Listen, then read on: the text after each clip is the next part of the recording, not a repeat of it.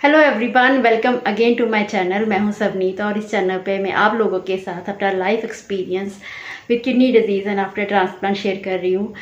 आज मैं आपको एक और गेस्ट से मिलवाने वाली हूं। पहले मैंने जिन 2 गेस्ट से आपको मिलवाया था वो उनका ट्रांसप्लांट हो चुका है, लेकिन आज मैं आपको मुक्ति शर्मा से मिलवाने वाली हूँ, जो कि डायलिसिस पे है पिछले 4 से 5 साल से, और वो बहुत एक्टिव है और अपनी लाइफ को बहुत अच्छे से एंजॉय कर रहे हैं। आई होप कि आपको भी उनसे मिलकर उनकी बातें सुन के इंस्पिरेशन मिलेगी और अच्छा लगेगा। Hello Mukti, welcome to my channel. Hello Sabni, thank you so much मुझे बुलाने के लिए। Thank you. कैसे हो आप? मैं ठीक हूँ, आप कैसे हो? बस ठीक हूँ। थैंक यू सो मच कि आप मेरे चैनल पे आए और अपनी लाइफ जर्नी सबके साथ शेयर करने वाले हैं और बहुत इंपॉर्टेंट टिप्स जो है वो लोगों को बताने वाले हैं जो लोग डायलिसिस पर हैं। बिल्कुल बिल्कुल यार, इवन मैं भी बहुत एक्साइटेड हूँ बताने के लिए। सबसे पहले आप अपना इंट्रोडक्शन दो। हेलो एवरीवन, मेरा नाम मुक्ति है और मैं दिल्ली से हूँ।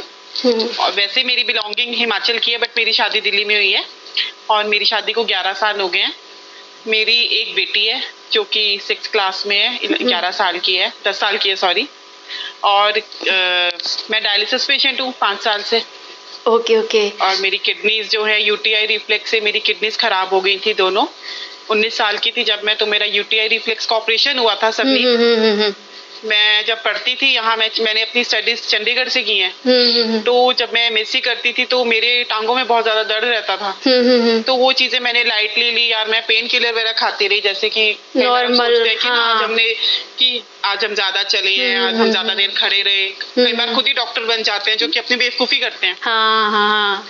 तो मैंने पेन किलर वगैरह खाए। मुझे फिर दिक्कत तो इसकी रिफ्लेक्स की थी, जो कि लास्ट में मेरे को इतनी ज्यादा हो गई थी कि पीजीआई लेके गए। वहाँ डॉक्टर ने मुझे एक टेस्ट बोला, टेस्ट के बाद ही, डॉक्टर संतोष हैं यूरोलॉजिस्ट, उसके बाद उन्होंने कहा आपकी सर्जरी होगी। ओके। सर्जरी की गई, उसके बाद थोड़े से टेस्ट किए, स्कैन वगैरह किया, तो उसमें आया किडनी श्रिंक हो गई थी। ये आपकी शादी से पहले का है ना? हाँ, शादी से पहले का है। When I was 19 year old. Okay okay. हाँ, तो फिर श्रिंक हो गई थी किडनी मेरी। एक किडनी ठीक थी, एक किडनी श्रिंक हो गई थी साइज में। उसके बाद पापा ने मतलब जैसे में डिस्कस किया कि आगे शादी के बाद कोई प्रॉब्लम ना आए, जैसे आप समझ सकते हो, ठीक है। तो उन्होंने कहा नहीं, सब कुछ ठीक है, ऑपरेशन ठीक हो गया है। फिर ऑपरेशन वगैरह ठीक हो गया और उसके बाद मैंने अपनी स्टडीज कंटिन्यू की, जॉब भी की। ओके। फिर आपको कुछ प्रॉब्लम नहीं आया उसका, मतलब उस टाइम पे? नहीं, तब मुझे कुछ भी प्रॉब्लम नहीं आई, नॉट एट ऑल। कोई पेन नहीं, कुछ नहीं, बस हाँ रिव्यू करती रही थी, अपनी मेडिसिन लेती रही थी, तो कोई प्रॉब्लम नहीं आई। फिर उसके बाद मेरी शादी हो गई when I was 24 year old. Okay okay. 24 साल की उम्र में मेरी शादी हुई। शादी का भी मतलब ठीक से चलता रहा, मतलब बढ़िया रहा। बेटी हो गई थी मेरी नेक्स्ट ईयर। ओके। फिर थोड़ा सा ये था, कभी फीवर आ गया, तो उसमें ये सोचती थी, क्योंकि जैसे मेरी शादी दिल्ली हुई थी, मायका मेरा शिमला था। दिल्ली और शिमला के मौसम में तो आपको पता है कितना फर्क रहता है। तो ये सोचती थी कि मैं शिमला से आई हूँ, वहाँ ठंड थी, यहाँ दिल्ली में है। वो बार बार फीवर उतरता चढ़ता था, वो धीरे धीरे किडनीज मेरी खराब होने लगी थी। मुझे लगता है दैट टाइम वो शुरुआत थी। ओके, ये कब की बात है, कौन से ईयर की बात है? ये मेरी शादी 2010 में हुई थी, तो ये 13-14 की शुरुआत है I think. It was starting that time. ठीक है ठीक है। हाँ, आपका बेबी छोटा, हाँ छोटा होगा ना बेबी तब? हाँ, दैट टाइम ये 2-3 साल की थी।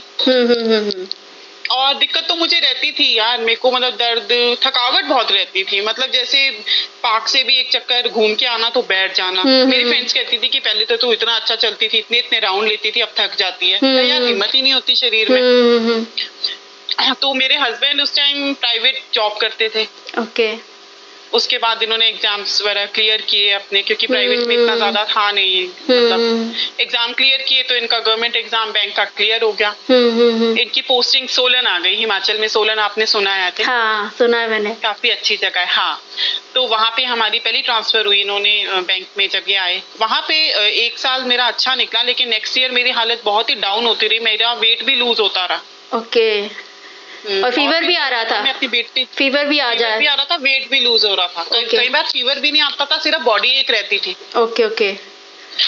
तो क्या होता था, मैं इसको लेने जाती थी स्कूल में, तो 2 बजे का टाइम देखते ही मुझे ना मतलब टेंशन होती थी। हालांकि इसका स्कूल ज्यादा दूर नहीं था मेरी बेटी का, लेकिन मैं सोचती थी यार कैसे चढ़ूंगी, कैसे उतरूंगी। उतराई में मुझे ठीक लगता था, मैं आराम से चली जाती थी, लेकिन चढ़ाई चढ़ के जब इसका बैग कंधे पे टांगती थी ना, तो मेरा रोना आ जाता था यार। Then I discuss with my husband, मैंने कहा मनुज मेरे को तो बहुत ज्यादा प्रॉब्लम हो रही है। मैंने कहा मेरे तो शोल्डर्स पेन होते हैं, ध्वनि को लेने कैसे जाऊं। तो ही सेड कि तू तो ऐसे ही बहाने मारती है, मतलब जैसे एज यूजुअल हस्बैंड की आलस करती है, तू चाहती है कि मैं बैंक से आते हुए इसको ले आऊं, अब ये काम मेरे से नहीं होगा। तो फिर जब इनको भी एक बार मैं इन्हीं के साथ मार्केट गई और मैं बैठ गई और मैं रोने लग गई। कहते क्या हुआ, मैंने कहा जान नहीं है, मेरे शरीर में जान नहीं है। तो ये कहते चल कोई नहीं, नेक्स्ट डे तू ऐसा कर, टेस्ट करा। हम लोग नेक्स्ट डे HB टेस्ट कराने गए। HB मेरा 3 ग्राम था। ओह, ओनली 3 ग्राम। इसीलिए आपको इतना ज्यादा वीकनेस लग रहा था? हाँ, इतनी ज्यादा मेरी हालत ऐसी हो रही थी। और वो हैरान हो गया, कहता मैडम आपका तो खून बहुत कम है, आप ऐसा करो किडनी के टेस्ट कराओ। तो मुझे थोड़ा सा ना इंट्यूशन भी थी और थोड़ा सा मैं डरी हुई भी थी वो पहले ऑपरेशन के कारण। ओके। तो मैंने कहा कि शायद हो सकता है कुछ ना कुछ। तो हमने अपने किडनी के टेस्ट कराए। बस हमने यार, तो उस टाइम मेरा क्रेटेनाइन, सभी आप मानोगे नहीं, उस टाइम मेरा क्रेटेनाइन 18 था। ओह, इसीलिए आपको इतनी ज्यादा प्रॉब्लम आ रही थी? 18। और जैसे ही उसने मेरी वो रिपोर्ट देखी, उसने मेरे हस्बैंड को बोला कि इनको तो आप PGI ले जाओ। तो मेरा मायका शिमला में था, हम सोलन थे, सोलन से शिमला का 1 घंटा लगता है, 40 किलोमीटर है। तो फिर हम जब मैंने अपने घर पे फोन किया अपने मम्मी पापा को कि ऐसे ऐसे है, मेरा ब्लड 3 ग्राम है और क्रेटेनाइन 18 है। तो उनका क्या रिएक्शन? मुझे लेने आ गए। तो उनका रिएक्शन क्या था? बस उनका रिएक्शन कुछ नहीं था, उन्होंने कुछ भी नहीं बोला। वो रात को ही आने वाले थे, रात को 10 सवा 10 मैंने उन्हें फोन किया था। तो वो अगले दिन सुबह 7 बजे ही पहुंच गए मम्मी पापा मुझे लेने कि तू शिमला चल और तू बेटा PGI चल। तो मैंने कहा मैंने PGI नहीं जाना, मैं ठीक हूँ। मैं ये बात है, आप मानोगे ये बात है मार्च एंड की। कौन से ईयर की? 2000? ये है 2017 की बात है ये। अच्छा, आपको वैसे सिम्टम्स आने 2014 में स्टार्ट हुए थे, लेकिन आपका स्टार्ट हो गए थे ज्यादा, लेकिन फिर कभी कोई दवाई खा ली, कभी किसी डॉक्टर से कुछ ले लिया, कभी मतलब दवाइयों की गलती हुई। एक तो मैंने आयुर्वेदिक भी खाई, होम्योपैथिक भी खाई। मैंने भी खाई थी वो। हाँ, बहुत यार हाँ, बस ऐसी देख, और ताकत की गोलियां ले लेती थी। एक डॉक्टर थी हमारी लेडी डॉक्टर, उसको कह देती थी कि ऐसे ऐसे थोड़ी सी मुझे लिख दो, अंदर शरीर में ताकत नहीं है। तो उसने मुझे एक मैरीगो नाम का सिरप आता था, वो दिया कि ना ये बहुत अच्छी है, खान सुबह नाश्ते के बाद ले लिया कर। ओके। तो फिर मैं अपने यार घर चली गई अप्रैल में, मम्मी वगैरह के पास चली गई। बेटी के स्कूल लगते थे, इसको, ये बहुत छोटी थी मेरी बेटी ने मेरे साथ बहुत एडजस्ट किया है। इसको मैंने मनुज के पास ही छोड़ा। बहुत डिफिकल्ट होता होगा ना फिर इसको? बहुत डिफिकल्ट था, मतलब वहां पे रहती थी ना तो मेरा ध्यान ही इसके पास ही होता था। मैंने कहा ध्वनि बैंक में जाएगी, क्या करेगी, क्योंकि बहुत छोटी भी थी ना, छोटी भी थी ना। She was very small. बहुत उस टाइम ये मेरे ख्याल से सेकंड में थी ना, फर्स्ट में थी। जबकि ये बात है फर्स्ट में थी। तो जब मैं सोलन आ गई स्कूल तो इसके मिस करा नहीं सकती थी। जब मैं शिमला चली गई तो मैंने कहा कि अब तो इसको वीकेंड पे आती थी, ये मेरे हस्बैंड इसको लेके आते थे वीकेंड पे मेरे पास। बस यार वहाँ पे तो 1 महीना आप लगाओ, मैंने 1 महीना बेड पे ही निकाला। और सबनीत मेरे पापा मुझे रोज बोलते थे कि मुक्ति तू चल PGI दिखा ले, PGI दिखा ले, क्योंकि मेरे को लगता, क्योंकि किडनी खराब हो चुकी थी, डायलिसिस तो होना था। बट मैं डायलिसिस से बहुत डरती थी, मुझे लगता था डायलिसिस से मर जाते हैं। अरे हाँ, बहुत सारे लोगों को ये कंफ्यूजन रहता है ना, क्योंकि मैंने अपनी रिश्तेदारी में मेरे चाचा जी थे, उनका डायलिसिस स्टार्ट हुआ था। He was very weak financially और उनको शुगर भी थी, और तो उनका डायलिसिस ज्यादा सक्सेस नहीं रहा। विद इन 2 months वो एक्सपायर हो गए थे। तो ये ना डर मेरे दिल में था। अच्छा। हाँ, तो बस वहाँ पे मैं कुछ नहीं, मतलब लेटती थी तो सांस नहीं आता था। रात भर बैठ के निकाली है मैंने। मार्च एंड में, अप्रैल में मैं अपने मायके शिमला चली गई और पहला डायलिसिस मेरा 19 मई को हुआ है। ओके, 2017 में। हाँ, और 1 महीना मैंने ऐसे ही निकाला था, कुछ भी नहीं खाती थी, सिर्फ 2 मखाने खाती थी, वो मम्मी जबरदस्ती मुझे भून के देते थे, पता ही है आपको हाँ, मखाने तो होता है। कहते थे कुछ तो ताकत आएगी, कुछ तो ताकत आएगी। मनक्के भून देते थे, कभी मेरे को मखाने भून देते थे, बादाम छील के दे देते थे। फिर ऐसा हुआ रोज मेरे को रात को मैंने 2-2 बजे उठना, कुर्सी पे बैठना, तो पापा ने भी आ जाना, बेटा चल अभी चल अभी चल। मैं तेरे फादर इन लॉ को फोन करता हूँ, मनोज को फोन करता हूँ। नहीं पापा मेरे को नहीं जाना, मैं ठीक हूँ, मेरे को नहीं जाना। 17 मई की ये बात है, मैं आराम से, मेरे पापा पूजा कर रहे थे, मम्मी खाना बना रही थी, मैं ऐसे बेड पे थी, मेरे को अचानक से वॉमिट आई और ऐसे सांस नहीं आया। मैंने कहा मम्मी कहते मम्मी एकदम आए, मैं कहा मम्मी पापा कहाँ हैं? पूजा कर रहे हैं। मैंने कहा मुझे हॉस्पिटल ले जाओ। मेरे साथ भी ऐसा ही हुआ था सेम। जब मुझे इतनी तकलीफ हुई थी ना, तब मुझे रियलाइज हुआ कि हाँ सच में कुछ प्रॉब्लम बहुत बड़ी हो गई है सच में। और आप मानोगे उस टाइम लास्ट में क्या हो गया था, मेरे ब्लड से नाक से ब्लड के क्लॉट आने शुरू हो गए थे। क्या आपका बीपी भी हाई था क्या उस टाइम पे? बीपी भी हाई था और सिर ना फटता था, और जब रात को सोती थी तो मेरे जो धक धक ऐसे होती थी जैसे कोई अदरक कूट रहा है, क्योंकि ब्लड तो था नहीं। इसीलिए आपको ज्यादा। फिर हाँ, हमारी पीजीआई में एक नोन है, वो मेरी सिस्टर है और वो बहुत क्लोज है मेरे, एनी वो इमरजेंसी में होती है यहाँ पीजीआई में। उसको कॉल किया, रिपोर्ट्स वगैरह भेजी, दोबारा टेस्ट कराए। जब वहां पे रिपोर्ट्स भेजी तब तक तो मेरा ब्लड 2 ग्राम और क्रेटानाइन 25, यूरिया 300। 25 तक भी जाता है क्या? पोटेशियम 8। और जब वो उसने जैसी मेरी रिपोर्ट्स यहाँ नेफ्रो को दिखाई तो उन्होंने बोला अगर ये पेशेंट जिंदा है तो इसको ले आओ। नहीं तो और अभी ले आओ इमीडिएटली। इन कुदरती मनोज मुझे मिलने आते थे हर एक दिन छोड़ के, जब इनको टाइम मिलता था तो ये शिमला आ ही रहे थे ध्वनि को लेके। तो पापा ने इन्हें कॉल किया कि हम इसको लेके जा रहे हैं, इसकी हालत बहुत खराब है मेरी बेटी की। उन्होंने कहा पापा ठीक है मैं भी आ रहा हूँ, रास्ते में हूँ। बस हम रात को 8:30-9 बजे शिमला से निकल गए थे हम पीजीआई। मेरी बेटी को घर पे ही छोड़ा इसकी नानी के पास, मैं, मेरी सिस्टर, मेरे पापा और मेरे हस्बैंड, हम लोग चले गए। 12 बजे हम पहुंच गए। वहाँ पे फिर आपको पता है पीजीआई जाते ही तो सारे टेस्ट इमरजेंसी में उन्होंने परफॉर्म किए, एक्सरे किए, अल्ट्रासाउंड किया, ब्लड टेस्ट, एवरीथिंग जो उनकी फॉर्मेलिटीज है सब उन्होंने किया। और उसके बाद रात भर तो मैं स्ट्रेचर पे, मतलब मैं, वो कहते स्ट्रेचर पे लेटो आप, मैं कहा मैं नहीं लेटूंगी मुझे लेटना। और मैं अल्ट्रासाउंड के लेके गए तो कहते आप व्हील चेयर पे बैठो, मैं कहा नहीं मैं तो पैदल जाऊंगी, मैं ठीक हूँ। जबकि मेरे पैर इतने मोटे मोटे हो गए थे ना यार। हाँ, स्वेलिंग की वजह से ना। हाँ, स्वेलिंग ज्यादा हो गई थी क्योंकि बॉडी में पानी भर गया था। फिर बस रात भर तो ऐसे ही बैठे रहे, मनोज मेरे साथ रहे पूरी रात। पापा मेरे ही 70+, वो काफी ज्यादा, उनको वो शुगर पेशेंट है मेरे पापा ना, तो वो थक गए थे। तो यहाँ पे मेरे रिलेटिव्स हैं, हमने पापा को बोला पापा आप मोहाली चले जाओ, दीदी मेरे साथ रह लेगी। तो बस सुबह 12 बजे फिर मेरा डायलिसिस हुआ। उन्होंने पहला गर्दन से किया, गले से किया, नेकलाइन से किया ना, और सब हाँ नेकलाइन से किया। वो उन्होंने मेरे को मतलब अंदर भी बोला कि आपकी बेटी इतनी छोटी है और आपका क्रेटानाइन 25 है, आपको अब आप डायलिसिस करवा रहे हो। अरे आपको पता है पहली बार डायलिसिस तो 1 घंटे का ही करते हैं। उसके बाद बस फिर डायलिसिस, और इतना सोई मैं 1 महीने से नहीं सोई थी, ऐसी नींद आए, मतलब कुछ नहीं मुझे पता लग रहा था कौन आया कौन गया। 5-6 घंटे, और भूख भी लगी। वो आपका डायलिसिस होने के बाद आपकी बॉडी सेट हो गई ना थोड़ी सी, जितना वेस्ट मटेरियल था वो निकला ना बाहर, क्योंकि जिसने जो टॉक्सिन जो कर नहीं पा रही थी, किडनी जो काम नहीं कर पा रही थी, वो सारा मतलब सारा गंद बाहर निकला एक तरह से। बस फिर उन्होंने हमें फिर चेक कराने गए, नेफ्रो को दिखाया तो उन्होंने बोला अब आपको डायलिसिस ही कराना पड़ेगा, बाहर करवाना पड़ेगा। तो वो थोड़ी सी फिर उस टाइम टेंशन हो गई थी कि अब कैसे मैनेज होगा, क्या करेंगे, क्योंकि मेरे इन लॉज जो है वो दिल्ली रहते हैं।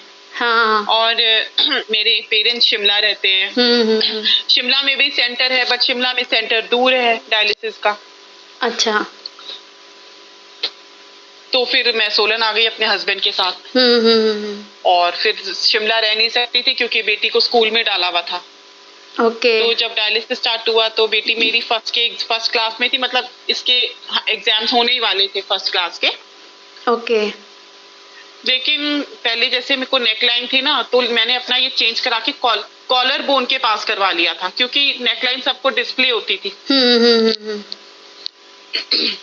तो बड़ा अजीब सा लगता था, सबको दिखती थी, सब क्वेश्चन करते थे हाँ ये क्या है। क्या तो है, मैंने क्या कॉलर बोन के पास लगवा लिया था, क्योंकि फिर वो दिखती नहीं थी।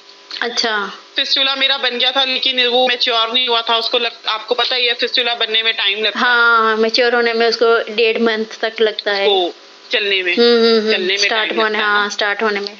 हाँ जी, हाँ जी। बस फिर घर पे सब हो गया, सब अपने अपने घर चले गए और मैं सोलन आ गई मनुज के साथ। मैं अब जैसे एज रूटीन चल रहा था, मैं मनुज ध्वनि, पहले हमने डायलिसिस सेंटर ढूंढा, वहाँ हमें डायलिसिस सेंटर मिल गया सोलन में। ओके बस फिर सुबह के टाइमिंग मैंने कहा मनुज मैं सुबह का टाइम लूंगी 8 बजे का, क्योंकि ध्वनि स्कूल चली जाएगी, आप बैंक चले जाओगे और मैं अपना डायलिसिस करवा के वापस आ जाया करूंगी।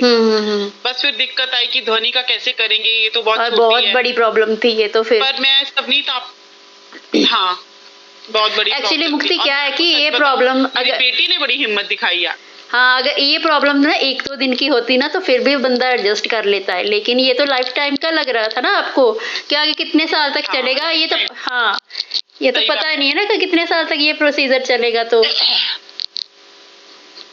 हाँ तो बेटी ने भी बड़ी हिम्मत दिखाई यार मेरी ना। सच मैंने में। सुबह जिस दिन डायलिसिस होता था, Monday Thursday are my dialysis days. हाँ और सोमवार और वीरवार है मेरे डायलिसिस की जो डेज है। तो उसमें भी क्या होता था कि मैं सुबह उठती थी, मेरा डिसाइड होता था मंडे थर्सडे का मेन्यू, मेरा डिसाइड था कि मैं या तो इस दिन पोहा बनाऊंगी, या इडली बनाऊंगी, या पुलाव बनाऊंगी जो चीज जल्दी हो जाए, जो जल्दी हो जाए। हाँ क्योंकि इसका टिफिन पैक करती थी मनुज का। हाँ मनुज का खाना बना के आती थी और डायलिसिस पे जाती थी, खाना बना के आती थी ताकि, क्योंकि डायलिसिस से आते मुझे भी भूख लगती थी कि मैं फटाफट खा लूं आते ही फ्रेश होकर। ठीक है, आप लेके नहीं जाते थे कुछ साथ तो में? हमने चीजों को नहीं, वहाँ बहुत कम चाय ली जाती थी। मैं एक्चुअली मॉर्निंग का टाइम रहता ना, नहीं करता था शुरू में खाने का। ओके ओके हाँ तो इसीलिए तो शुरू में हमने चीजों को ऐसे ही मैनेज किया। अभी कैसे चल रहा है फिर सारा कुछ? और ध्वनि का बहुत सपोर्ट रहा, मतलब मुझे अब देखो यार टाइम निकल गया, अब 2021 आ गया। अब आपको पता है मैं जैसे घर पे अपने घर में बड़ी हूँ, इधर अपने ससुराल में बड़ी हूँ, तो कुछ चीजें जाना पड़ता है जो करनी पड़ती है, मतलब इन लॉज की तरफ से ये कि अगर आपको पता है थोड़ा सा मना नहीं कर सकती, कुछ रिचुअल्स जो है वो फॉलो करने पड़ते हैं, मैनेज करना पड़ता है। दिल्ली जाना होता है। हाँ बिल्कुल बिल्कुल बिल्कुल, क्योंकि वो कह देते हैं ये बड़ी है ये नहीं आई। थोड़ा सा क्योंकि मेरे जो इन लॉज है वो हरियाणा साइड की उनकी है, मतलब जो रूट्स है उनके, तो वहाँ पे इन चीजों को बहुत मानते हैं कि रिवाज में बड़ी बहू जो है होनी चाहिए, कुछ चीज कर रहे हैं वो मुक्ति क्यों नहीं आई है। हाँ। तो अब तो ये है कि अगर मैं दिल्ली जाती हूँ वहाँ भी पहले डायलिसिस का टाइम ले लेती हूँ। हाँ वो तो फिर सबसे पहले वो ही करना पड़ता है ना, कहीं पे जाना है तो सेंटर देखना पड़ता है, करवा लेती हूँ, टाइमिंग लेना पड़ता है। क्योंकि हमारे ससुराल में ये है कि जो फेस्टिवल है लाइक दिवाली हो गया और दशहरा हो गया, ये सब चीजें कि ससुराल में ही मनानी पड़ेंगी आके आपको। बेशक हम यहाँ रहते हैं due to husband job, but त्योहार वहीं पे बनेंगे। तो दिवाली वगैरह पे जैसे जाती हूँ तो टाइम ले लेती हूँ वहाँ डायलिसिस का। और वैसे आपको कुछ ऐसे कोई, शिमला जाती हूँ वहाँ डायलिसिस का टाइम देती हूँ। मुक्ति वैसे ऐसे आपको कोई, पर सबनीत में आपको बात, कोई प्रॉब्लम नहीं आती, कोई ऐसे वीकनेस, ऐसे सारी फैमिली के साथ आना जाना, कुछ ऐसा कोई इशू लगता है कि नहीं कभी भी नहीं। वेरी गुड, कुछ भी नहीं लगता। और आप मानोगे मैंने मतलब डायलिसिस के बाद अपनी लाइफ बहुत एंजॉय की है सीरियसली। अच्छी बात है, वैसे करना भी चाहिए। I'm very much happy and fully satisfied with my life, really. Oh, good. मैं बहुत बढ़िया जी रही हूँ, मजेदार। बहुत सारे लोगों के लिए एक्चुअली मुक्ति बहुत सारे मतलब कुछ भी नहीं है। बहुत सारे लोगों के लिए ये इंस्पिरेशन है, क्योंकि लोग ना बहुत ज्यादा डिप्रेशन में चले जाते हैं और जाते हैं लोग, गिव अप कर देते हैं लोग। हाँ लेकिन अब बहुत खुश हूँ यार, मैंने मतलब आप डायलिसिस के बाद ही मैंने ड्राइविंग सीखी है, गाड़ी मैं अच्छी चला लेती हूँ। ओके। रिवर राफ्टिंग मैंने उसके बाद की, पैराग्लाइडिंग की हमने बीर बिलिंग से 8000 फीट से मैं पैराग्लाइडिंग में मतलब मैंने किया पूरा। डायलिसिस था थर्सडे को, तो मैंने कहा मनुष्य कहीं घूमने चलते हैं, बहुत टाइम हो गया, तो हम घूमने गए। तो हमारा प्रोग्राम बना बीर बिलिंग है, वो वर्ल्ड फेमस पैराग्लाइडिंग साइट है हिमाचल में। ओके। मंडी रहती थी तब, लेकिन ट्रांसफर मंडी हो गई थी। अच्छा। वहां पे गए, रोहतांग तक गए, बल्कि मुझे टेक्नीशियन कहने लगा, कहता रोहतांग मत जाना, वहां ऑक्सीजन बहुत ज्यादा बर्फ होती है, आपको सांस नहीं आएगा। मैंने कहा कुछ नहीं होगा। तो वहां भी गए, बहुत एंजॉय किया। अभी भी मैं मतलब दिल्ली में अकेले चली जाती हूँ, अगर हस्बैंड को टाइम नहीं होता तो बस से मैं अपनी बेटी के साथ आराम से चली जाती हूँ। शिमला भी अकेले चली जाती हूँ। तो अभी मुक्ति आपने ये ट्रांसप्लांट का प्लान क्यों नहीं किया? मतलब इतने साल, आपको 4 से 5 साल हो गए डायलिसिस पे, तो ट्रांसप्लांट का मतलब एज भी आपकी इतनी ज्यादा नहीं है, तो ट्रांसप्लांट का क्या प्रोसीजर है? मतलब आप क्यों नहीं उसकी तरफ जा रहे? हाँ, मेरी एज इतनी नहीं है, मेरी एज 36 है। यार मेरे को ना ट्रांसप्लांट का तो अभी देखो फैमिली में तो कोई भी डोनर नहीं है। मेरी मम्मा को डिस्क की प्रॉब्लम है वहाँ मायके में, पापा जो है ही डायबिटिक पेशेंट और उनकी एज भी है, और ससुराल में भी कोई सिस्टम नहीं है। और मतलब अभी मतलब मैंने भगवान पे छोड़ा है, क्योंकि सबनीत मेरा ये मानना है जो जब जिस चीज का जब टाइम आता है ना, हाँ जिस चीज का टाइम आता है वही होता है। विश्वास। हाँ जी, तो फिर बस ट्रांसप्लांट का यही है, जब टाइम आएगा, जब ऊपर वाले ने लिखा होगा ना ट्रांसप्लांट, तो हो जाएगा। चलो अच्छा है, कोई बात नहीं। आप जिस भी मतलब अब डायलिसिस पर हो को मैं तो अपनी लाइफ को एंजॉय कर रहे हो, इतना ही बहुत है। अरे मैं फुल लाइफ जी रही हूँ। कल तीज है और देखो मैं मेहंदी लगवा के आई हूँ। अरे वाह, दोनों हाथों में। Very good, very good. अच्छा लग रहा है, मतलब आपको इतना ज्यादा पॉजिटिव देखकर अपने, और इतना ज्यादा एनर्जेटिक देखकर। एक्सरसाइज रूटीन क्या है, कुछ ऐसे बताओगे आप? हाँ, जबकि वॉक, बस वॉक ही है, बाकी घर का काम तो है ही है यार। कल मशीन लगानी है, सोच रही हूँ सुबह जल्दी उठूंगी, कपड़े धोने। ओके। बस यार वॉक है ज्यादा से ज्यादा तो। और अच्छा मुक्ति, मेरा एक क्वेश्चन है, मतलब बहुत इंपॉर्टेंट क्वेश्चन है, मतलब डाइट को लेकर। मोस्टली ना वाटर को लेकर प्रॉब्लम आती है, और ज्यादातर जो डायलिसिस पेशेंट है उनको खाने को लेकर प्रॉब्लम आती है। कुछ भी मतलब हर चीज ये नहीं खाना वो नहीं खाना, रिस्ट्रिक्शंस बहुत ज्यादा है, और चीजें कम है खाने के लिए। तो आप फिर कैसे मैनेज करते हो? मतलब लोगों का बड़ा क्वेश्चन रहता है, अरे क्या खाएं हम लोग, ये भी नहीं खाना वो भी नहीं खाना। तो डाइट को और वाटर का मैं आपको सच्ची बताऊं, मेरे को ना चाय का बहुत शौक है यार, शौक था। मतलब जैसे कहते हैं ना, मैं हिमाचल में शिमला से हूँ, तो बड़ी वहां पे ठंड ज्यादा होती थी, तो मैं इतनी चाय पीती थी जितना गन्ने का गिलास भर के जूस होता है ना। अरे बाप रे, उतनी चाय बाय गॉड। मतलब जब भी चाय बनती थी, वी आर 3 सिस्टर्स, तो मेरी हाँ होती थी यहाँ चाय पीनी है, मुक्ति पहले चाय पिएगी। तो फिर कैसे वो मैनेज किया फिर? यार चाय तो मैं पीती हूँ, और सबनी देखो यार, किचन मेरे हाथ में ही है, सब कुछ मैंने ही करना है। हाँ वो तो है। चाय पीती हूँ मैं, सुबह चाय लेती हूँ, रात को दूध लेती हूँ। अब सिर्फ मेरे दिन की 2 चाय है, सुबह शाम। और रात को दूध है।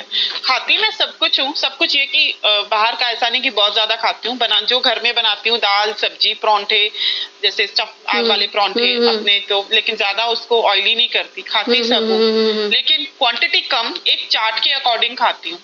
चावल भी खाती हूँ, डायलिसिस से एक दिन पहले रात, जैसे सुबह मेरा डायलिसिस होता है, रात को चावल खाती हूँ।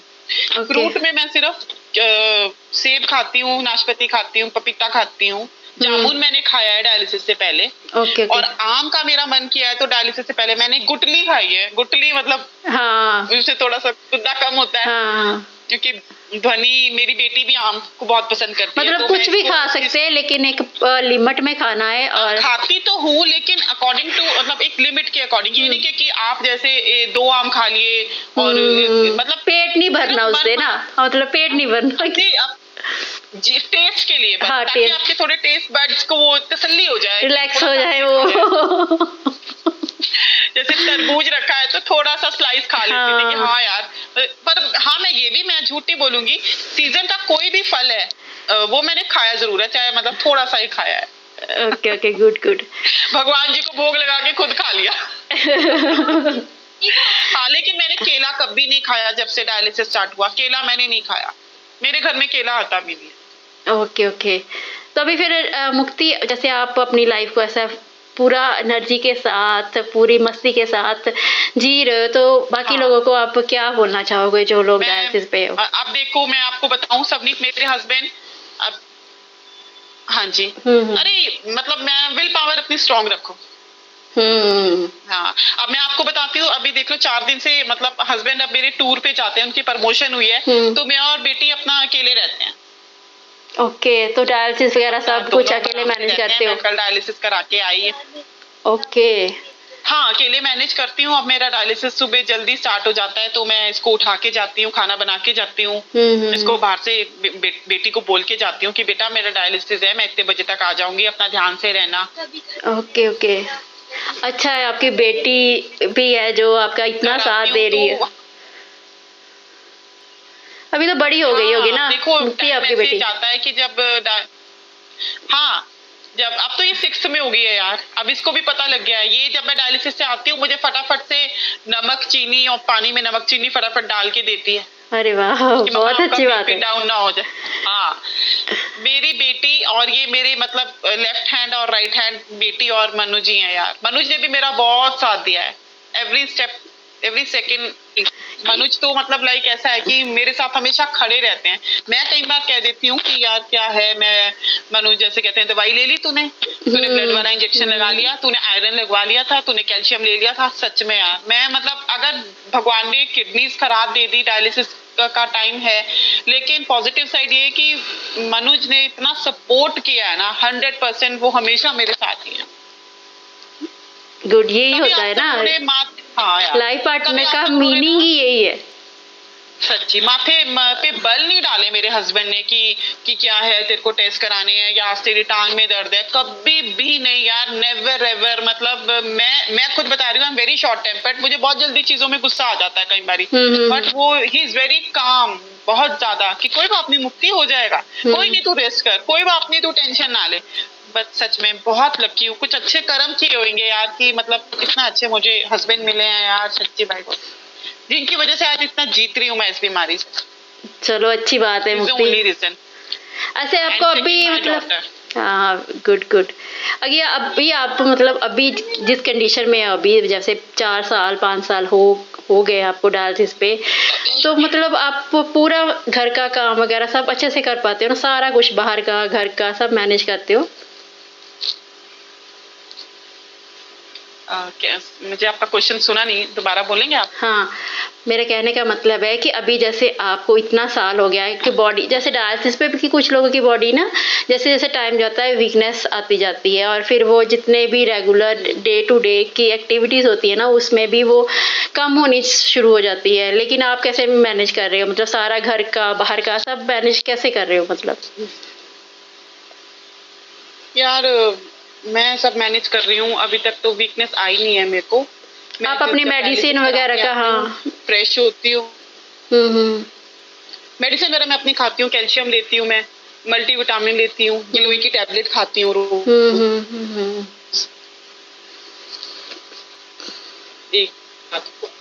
और नेप्रो-HP जरूर लेती हूँ। ठीक है ठीक है। और ये है कि डायलिसिस में 12 साढ़े 12 बजे रात को और सोती हूँ, क्योंकि मैं दिन में कभी नहीं सोई हूँ, मुझे आदत नहीं है दिन में। उसके बाद मैं शाम को अपना वही रूटीन, शाम को चाय वगैरह पी के तो दाल सब्जी वगैरह बना देती हूँ। हस्बैंड आते हैं, खाना वाना खा लेते हैं, रात को थोड़ा सा घूमती हूँ। लेकिन बॉडी को मैंने उस हिसाब से ऐसे नहीं बनाया कि लेटे ही रहो, हम तो डायलिसिस पे हैं, बीमार हैं, नहीं, मैं पूरा काम करती हूँ, स्टिचिंग भी करती हूँ, बैग भी बनाती हूँ। अच्छा है। हाँ, मतलब कुछ ना कुछ ऐसे करते रहना चाहिए। हाँ हाँ हाँ। बाकी एक चीज और है, मतलब कि पता भी नहीं होता और कैसे कैसे इंसान मिल जाता है। हाँ, वही तो। अब सबनीत आपसे बात करती हूँ, कितनी खुशी होती है, सिस्टर वाला बॉन्ड है साथ मेरा ना, बहनों वाला। मुझे भी वही लगता है, और क्योंकि हम लोग ऐसे सिस्टर के जैसे बात करते हैं, अपनी प्रॉब्लम शेयर करते हैं। I love to talk to you and share freely everything, तो मुझे बिल्कुल भी हेजिटेशन नहीं होती। हाँ, same same. I love it. Thank you so much मुक्ति, आप मेरे चैनल पे आए और इतनी इन्फॉर्मेशन आप लोगों ने लोगों के साथ शेयर की, और उनको मोटिवेट किया, जो लोग डीमोटिवेट है, जो डिप्रेशन में है, जो अपनी लाइफ को सोच रहे कि पता नहीं उनके साथ क्या हो गया है, आप उनके लिए एक इंस्पिरेशन हो कि अपनी लाइफ को इतने अच्छे से जी रहे हो। थैंक यू सो मच मुक्ति, थैंक यू। और थैंक्स आपको भी समीप मेरा बहुत बहुत धन्यवाद, आपने मुझे बुलाया, मतलब मेरे साथ ये आपने वीडियो कॉलिंग की, सब कुछ हमने शेयर किया। और मैं सबको ये कहना चाहूंगी, प्लीज खुश रहो, अपनी जिंदगी फुल ऑन जियो। वी आर नॉट पेशेंट, ठीक है, हम कोई मरीज नहीं है, हम बहुत बढ़िया तरीके से अपनी जिंदगी जी रहे हैं। जिंदगी के मजे लो, छोटी सी लाइफ है, कुछ नहीं पता कल क्या हो जाए। And happy Teej to all lovely ladies. Mehndi लगवा लेना जो भी तीज सेलिब्रेट करता है। बिल्कुल बिल्कुल। मस्त रहो। वो जो ऊपर बैठा है ना, उसको सबको पता है, उसने सबका लिख रखा है, तो तुम लोगों को टेंशन लेने की जरूरत नहीं है। मेरे गोपाल जी मेरे साथ है, मुझे पता बिल्कुल, है, मुझे बिल्कुल, उनका हाँ। आशीर्वाद है। बिल्कुल। ठीक है, ओके, बाय। चलो ठीक है, thank you ji, thank you so much. Bye bye bye bye bye, love you, bye bye. I hope कि आपको ये वीडियो अच्छी लगी होगी और मुक्ति शर्मा की बातें भी अच्छी लगी होगी और आपको भी उनसे इंस्पिरेशन मिली होगी कि कैसे हम डायलिसिस पे भी लाइफ को अच्छे से जी सकते हैं। बस थोड़ा सा चीज़ों का ध्यान रखना पड़ता है, अपने खाने पीने का और अपनी मेडिसिन का ध्यान रखना पड़ता है। अदरवाइज आप भी वो सेम चीज़ें जो है वो कर सकते हैं जो एक नॉर्मल इंसान कर सकता है। कुछ लोगों को प्रॉब्लम्स आती है, लेकिन अगर आप अपने डॉक्टर से कंसर्न करोगे तो वो भी सॉल्व हो जाएगी। अगर आपको मेरी ये वीडियो अच्छी लगी है तो प्लीज़ इसको लाइक करो, शेयर करो और मेरे चैनल को सब्सक्राइब करो। Thank you so much for watching my video.